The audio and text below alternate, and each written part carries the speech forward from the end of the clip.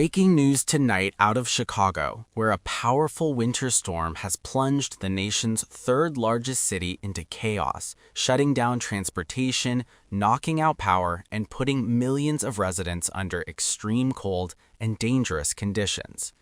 What began as a routine winter forecast has escalated into one of the most disruptive cold weather events the region has seen in years, exposing vulnerabilities across transportation, infrastructure, and emergency response systems.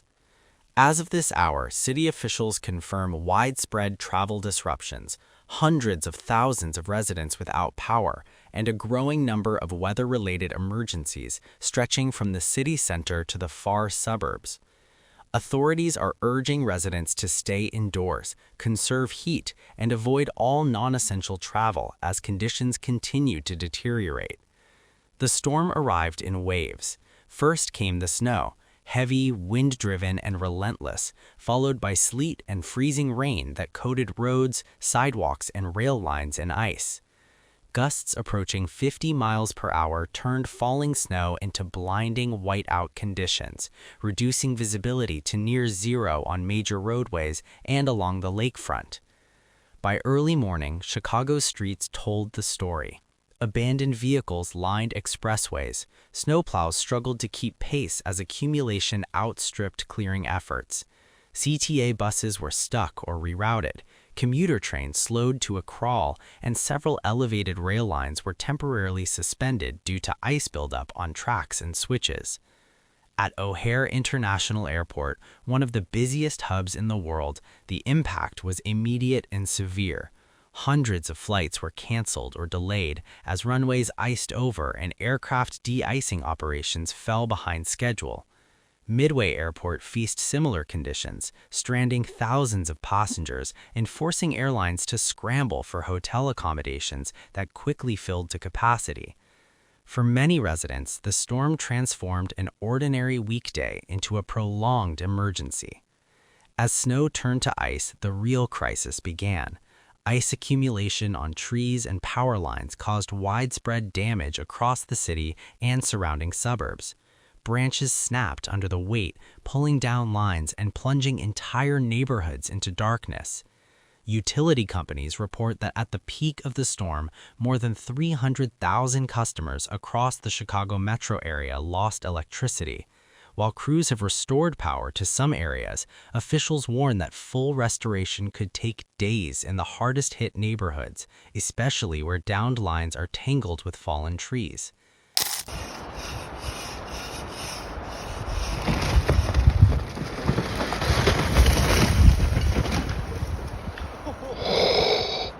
Holy! Oh my God! With temperatures dropping into the single digits and wind chills plunging well below zero, every hour without heat has become a serious health risk. Emergency warming centers have been opened across the city, but transportation challenges and icy conditions are making it difficult for some residents, especially the elderly and disabled, to reach them. Chicago Fire Department officials say they are responding to a surge in calls related to carbon monoxide exposure as residents turn to alternative heating methods. Authorities are repeatedly warning residents not to use grills, generators, or ovens indoors, emphasizing that even brief exposure can be deadly. Hospitals across Chicago report a sharp increase in emergency room visits tied directly to the storm. Doctors are treating injuries from slips and falls, frostbite cases, hypothermia, and complications from delayed medical care as patients struggle to reach appointments or pharmacies. Paramedics describe slow response times due to impassable streets and stranded vehicles. In some cases, crews have been forced to abandon ambulances and proceed on foot with medical equipment when roads became completely blocked. City officials acknowledge that emergency services are under strain, calling the situation dynamic and evolving. Mutual aid agreements have been activated, bringing in additional crews from neighboring counties to assist with response efforts. The storm's impact extends far beyond emergency services. Schools across Chicago and much of Cook County have closed or shifted to remote learning, citing unsafe travel conditions and power outages. Some districts have already announced multi-day closures, raising concerns for families who rely on school meals and childcare. Businesses across the city have shuttered operations. Restaurants, retail stores, and offices remain dark in large sections of the city, particularly on the south and west sides. Construction sites have halted work, and deliveries of food, fuel, and medical supplies are delayed. Public officials are urging employers to allow remote work wherever possible, warning that even short trips can turn dangerous without warning as ice refreezes overnight. Chicago's unique geography has made this storm especially punishing. Strong winds off Lake Michigan intensified snowfall along the lakeshore, creating narrow but extreme bands of accumulation. In some neighborhoods, snow totals exceeded 18 inches, while nearby areas saw slightly lower but still crippling amounts. Along the lakefront, waves driven by gale-force winds battered shoreline infrastructure, coating roads and pedestrian paths in ice. Portions of Lakeshore Drive were closed intermittently as conditions became too dangerous for travel, severing a major north-south artery through the city.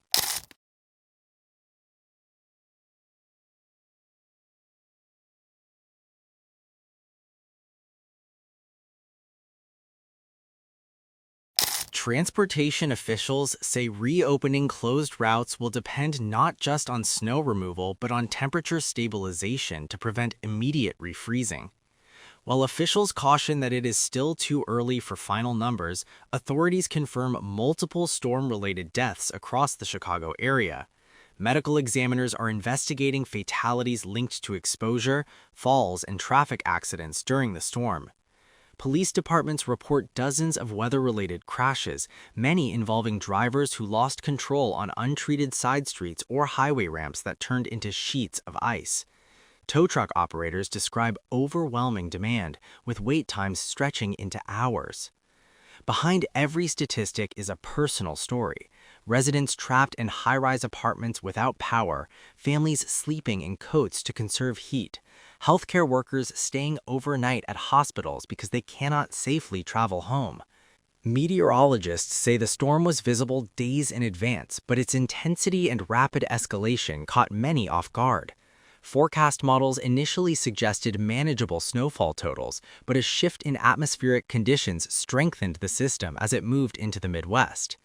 National Weather Service officials issued winter storm warnings and blizzard advisories as conditions worsened, but emergency managers now face questions about whether messaging fully conveyed the severity of what was coming. City leaders defend their response, pointing to pre-treatment of roads, staged snowplows, and early coordination with utilities. Still, the scale of disruption has sparked renewed debate about winter preparedness in a city long accustomed to cold, but increasingly challenged by extreme variability. Beyond the immediate danger, the storm is already taking an economic toll.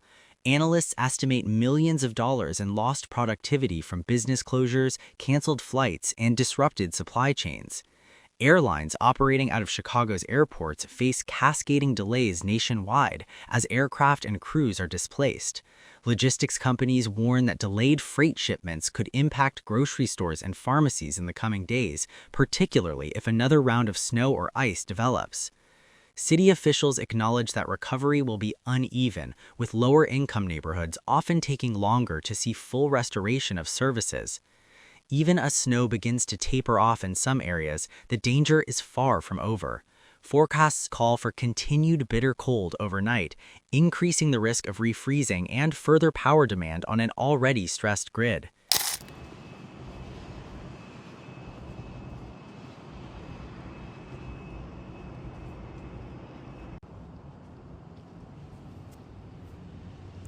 Utility crews are racing against the clock, but officials urge patience, warning that repairs in icy, wind-chilled conditions are slow and dangerous. Residents are being asked to check on neighbors, especially seniors and those with medical needs. Emergency management officials stress that preparedness does not end when snowfall stops. Stocking food and water, charging devices, and having a plan for extended outages remain critical. City officials are also closely monitoring shelters and temporary warming centers as capacity begins to tighten. Community centers, libraries, and park district facilities have extended hours, but outreach teams say some of the most vulnerable residents, particularly those experiencing homelessness, remain difficult to reach in rapidly shifting conditions. Nonprofit organizations are distributing blankets, hand warmers, and emergency supplies, working block by block in some of the hardest-hit neighborhoods.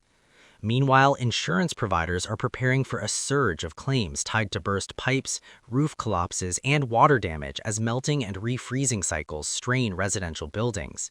Property managers across the city are urging tenants to keep faucets dripping and cabinet doors open to allow warmer air to circulate around plumbing. Fire officials warn that space heaters, while helpful, must be used carefully and kept away from flammable materials to prevent secondary disasters. Meteorologists caution that even minor additional snowfall in the coming days could compound cleanup efforts. Snowbanks are already narrowing streets, limiting parking, and complicating emergency access. Sanitation crews are coordinating with law enforcement to clear priority routes, but residential side streets may take significantly longer to fully reopen. For a city known for enduring tough winters, this storm has tested limits, reminding residents that preparation, coordination, and community response can mean the difference between inconvenience and crisis. This storm is already prompting broader questions about resilience in a city built for winter, but increasingly tested by extremes. Aging power infrastructure, dense urban housing, and reliance on complex transportation networks have turned a weather event into a citywide crisis.